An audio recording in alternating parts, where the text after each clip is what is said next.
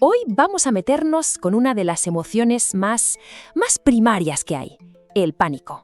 Y vamos a descubrir que su historia es muchísimo más extraña y, sobre todo, más antigua de lo que podríamos pensar. Es una sensación que seguro que conocemos todos, ¿verdad? Ese miedo que llega de repente, que te deja clavado en el sitio sin saber por qué, que te da unas ganas locas de salir corriendo sin tener ni idea de qué es lo que te persigue. Y lo más curioso, lo más inquietante, es cómo se contagia. Es un terror que de pronto se propaga por una multitud, que salta de una persona a otra. Y nadie, absolutamente nadie, está viendo una amenaza real. Bueno, pues aquí es donde la cosa se pone interesante, porque la palabra pánico no es casualidad. Para nada. Es ni más ni menos el legado directo de una figura de la mitología. Así que vamos a hacer un pequeño viaje en el tiempo para conocerlo. Nos vamos directos a la antigua Grecia. Pero ojo, no a los palacios del Olimpo que todos tenemos en la cabeza, no.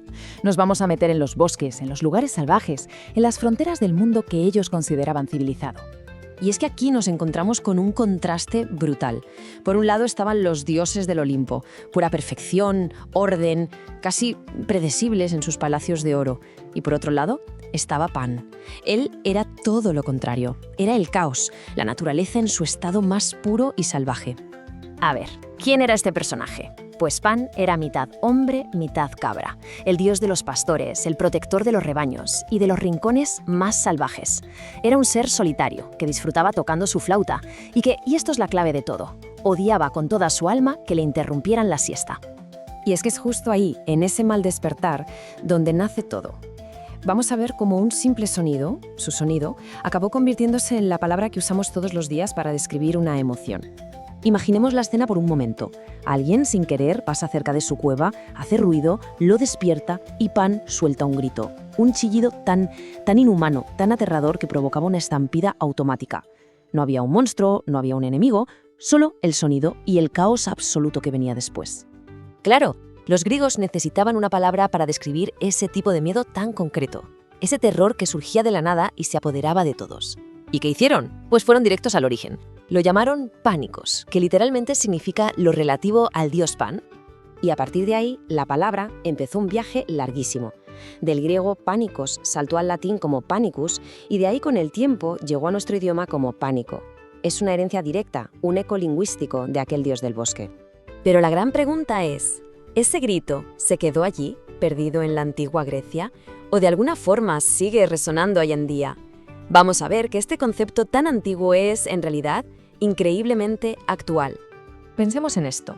En el mundo de Pan, la fuente del pánico era única y clara, su grito en mitad del bosque. Un solo origen para todo ese terror.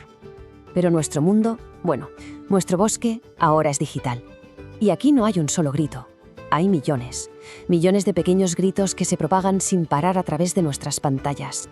Y esto lo vemos todos los días, son los ejemplos perfectos del pánico moderno. Un rumor que se hace viral en redes, una caída de la bolsa que se alimenta del miedo de todos o la ansiedad que se dispara durante una crisis sanitaria. El mecanismo es exactamente el mismo, un terror sin un origen claro que se extiende como la pólvora. Pero, un momento, ¿y si el pánico no fuera solo algo negativo? ¿Y si, en el fondo, tuviera un propósito? Vamos a darle una vuelta a esta idea. Porque aquí está la clave, y esto es muy importante.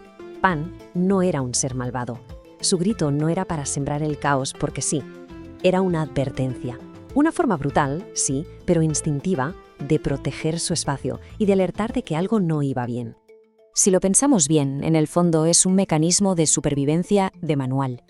Primero, aparece una amenaza, ya sea real o solo percibida.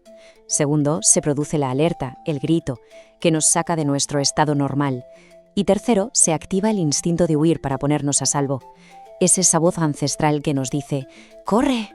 Así que, al final, el verdadero desafío en nuestro mundo, en este bosque digital lleno de gritos constantes, no es intentar no sentir pánico. Eso es imposible.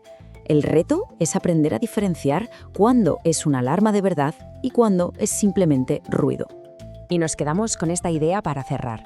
La próxima vez que sintamos ese impulso irracional de huir, a lo mejor merece la pena recordar de dónde viene, porque quizás no sea una debilidad, sino el eco de un dios antiguo, un instinto de supervivencia que a veces sabe mucho más que nuestra propia razón.